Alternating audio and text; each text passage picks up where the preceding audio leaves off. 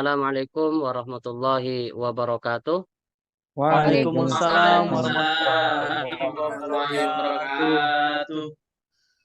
Apa kabar anak-anak? Sehat semua? Sehat kok, Pak. Alhamdulillah sehat, Pak. Kita harusnya bersyukur kepada Allah Subhanahu wa taala karena telah diberikan kesehatan, baik kesehatan jasmani maupun kesehatan rohani sehingga kita bisa berkumpul ikut pembelajaran PAI kita pada hari ini. Mudah-mudahan senantiasa Allah memberikan keafiatan bagi kita semua. Amin. Ya Rabbal Alamin. Amin. Apakah semua tempat duduknya sudah bersih, kerapiannya sudah semuanya? Sudah, Pak. Sudah, Oke, Pak. ada pepatah terkait kerapian bahwasanya eh, ketampanan adalah bawaan, namun kerapian adalah sebuah pilihan. Oleh karena itu Masya anak-anak Allah. kerapiannya harus selalu dijaga ya, karena itu pilihan. Karena orang lain hanya bisa melihat dari penampilan kita semua. Sebelum kita memulai pembelajaran kita hari ini, saya minta Halim untuk memimpin doa kita agar pembelajaran kita hari ini diberikan kelancaran. Silakan Halim, dipimpin teman-temannya. Oke teman-teman, sebelum kita memulai pelajaran, marilah kita berdoa bersama-sama. Berdoa mulai. Bismillahirrahmanirrahim. Rabbi zidni ilma warzuqni fahma. Rabbi shrahli sadri wa yassir li amri wahlul 'uqdatam min lisani yafqahu qawli. Amin. Amin. Terima kasih Halim ya. Sama-sama Pak. Oke. Selanjutnya kita mendengarkan video terlebih dahulu untuk meningkatkan motivasi kita di dalam belajar ya.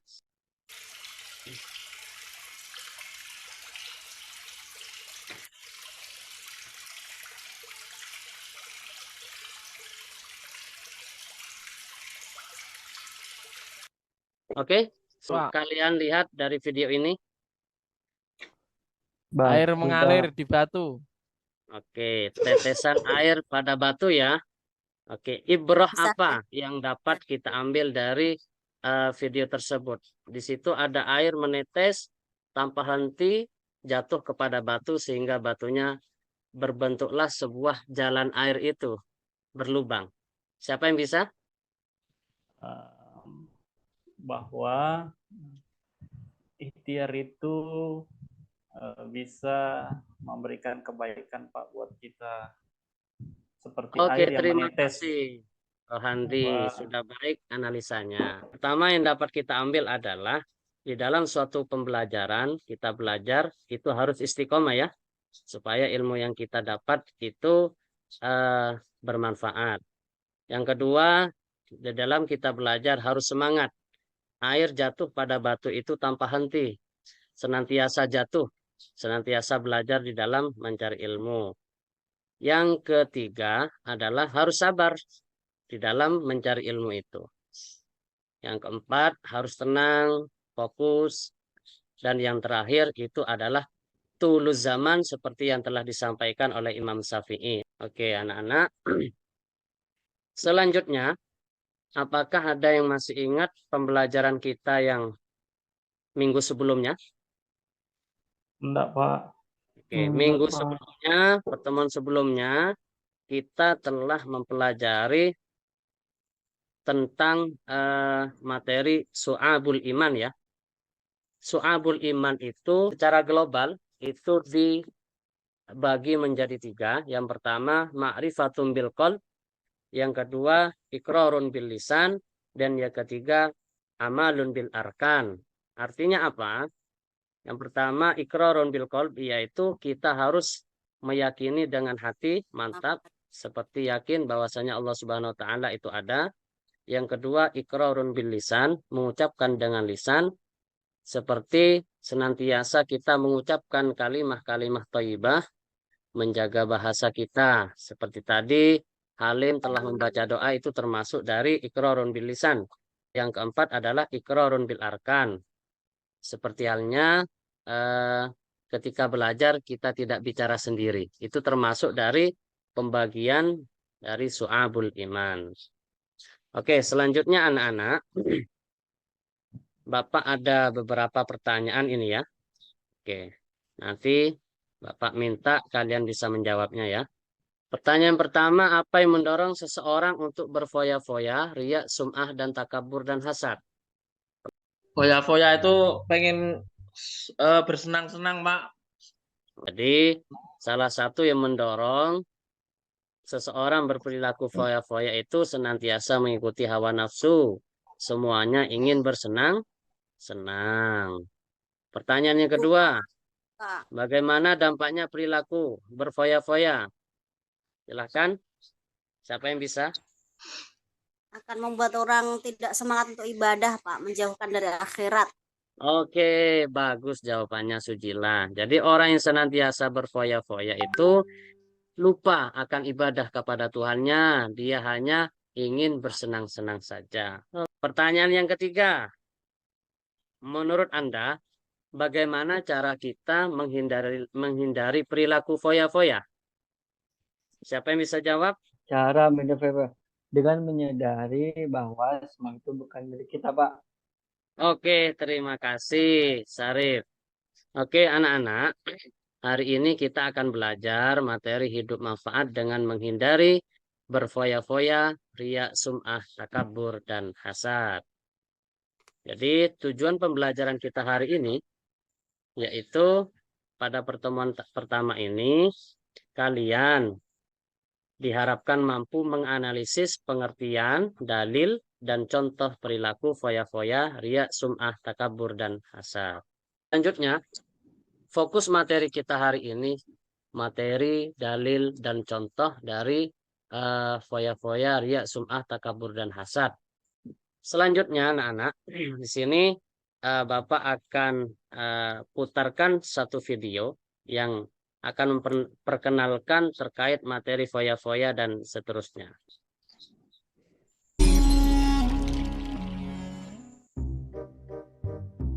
Pak, belikan HP baru dong. HP kamu kan masih bagus, nak. Iya sih, Pak, tapi aku pengen tipe yang terbaru, biar nggak ketinggalan tren. Alah, paling juga modelnya aja yang baru. Udah, pakai yang ada aja. Ah, bapak ini nggak asik nggak sayang sama anak. Bukannya gitu, tapi kita nggak boleh menyanyiakan uang untuk hal yang sebenarnya tidak diperlukan. Itu sama halnya boros atau mubazir. Males pokoknya aku nggak mau tahu, harus beli HP baru. Itu salah satu contoh perilaku berfoya-foya. Nah, seseorang yang pikirannya selalu ingin bersenang-senang, orang tua pun sampai dia lawan, dibantah juga.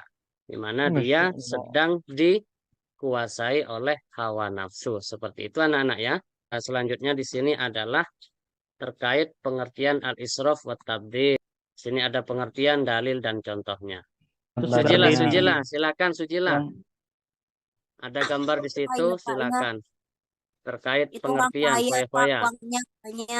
Iya, Bu. Orang-orang yang mempunyai banyak uang, uangnya dihambur-hamburkan, artinya tidak digunakan sebagai mestinya. Baik. Jadi ini pengertian dari foya-foya adalah merupakan perilaku, pola pikir, sikap, dan tindakan yang tidak seimbang dalam memperlakukan harta. Selanjutnya di sini ada dalil foya-foya. Saya minta salah satu dari kalian membaca dalil tersebut. Bismillahirrahmanirrahim. Wa ati dzal qurba haqqahu wal miskin wa ibnas sabili wa la tubazzir tabdzira. Innal mubazzirina kanu ikhwana syayatin wa kana asyaitanu lirabbih به كفورا صدق الله Allah. العظيم. Subhanallah. Masya Allah. Allah. Oke, Allah. dia Normadia, silakan baca artinya. Dan berikanlah haknya kepada kerabat dekat, juga kepada orang miskin dan orang yang dalam perjalanan, dan janganlah kamu menghambur-hamburkan hartamu secara boros. Oke, terima kasih. Terima Bapak. kasih anak-anak ya. Iya, Pak Bacaannya Guru. sudah bagus, sudah semangat di dalam belajar ini. Pada intinya Allah Subhanahu wa taala melarang perilaku foya-foya karena orang yang suka berfoya-foya atau menghamburkan harta termasuk dari salah satu saudaranya setan yang ingkar kepada Tuhannya. Oke, ini ada foto, ada gambar. Siapa yang bisa menebak ini gambar apa ini? Oh, kayaknya itu orang jamuan itu, Pak. Orang pesta. Gambar orang Oke, pesta itu. oke betul. Ini Iya, Pak. adalah gambarnya orang yang sedang menghadiri undangan pernikahan, sedang makan. Di sini disediakan banyak makanan.